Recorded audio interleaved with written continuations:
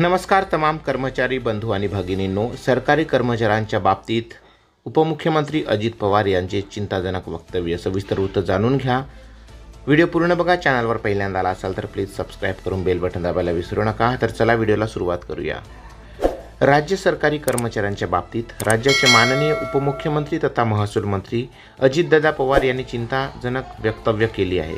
यामुळे सरकारी कर्मचारी मोठ्या प्रमाणात नाराज झाले आहेत। या संदर्भातील सविस्तर वक्तव्य याप्रमाणे। अजित पवार साहेब म्हणाले की सरकारी कर्मचाऱ्यांच्या वेतनावर होणारा खर्च प्रचंड मोठ्या प्रमाणात असून एका सरकारी कर्मचाऱ्यांच्या पगारात खाजगी क्षेत्रातील 3-3 कर्मचारी काम करू शकतील, असा चिंताजनक वक्तव्य केले आहे। या वक्तव्यामुळे सरकारी कर्मचाऱ्यांकडून नाराजी व्यक्त करण्यात येत आहे। या वक्तव्यावरून सरकारी कर्मचाऱ्यांकडून सोशल मीडियाच्या माध्यमातून आमदार यांच्या वेतन व पेन्शनबाबतचा तपशील प्रसारित करण्यात येत आहे।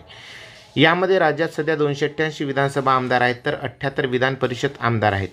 यांना प्रत्येकी प्रतिमाह 2,50,000 रुपये वेतन दिले जाते, तर राज्यात एकूण 775 माजी आमदार यांना 50,000 ते 1,00,000 रुपयाची मासिक पेन्शन दिली जाते।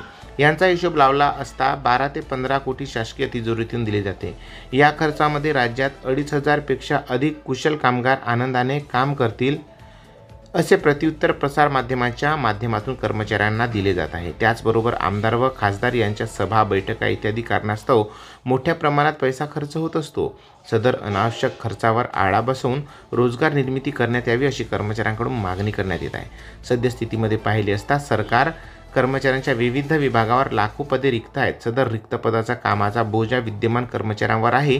यामुळे कर्मचारी अधिक जबाबदारी घेऊन काम करतील, त्यांच्या बाबतीत असे वक्तव्य करणे चुकीचे असल्याचे बोलले जाते। तर मित्रहो, ही आहे सत्य वास्तविक परिस्थिती।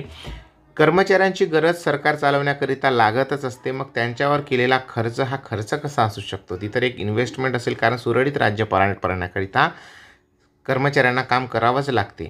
तर तुमचे मनोगत या व्हिडिओच्या माध्यमातून कमेंट सेक्शनमध्ये नक्की लिहा आणि आपण मुक्त चर्चा करायला समर्थ आहात। धन्यवाद। जय महाराष्ट्र।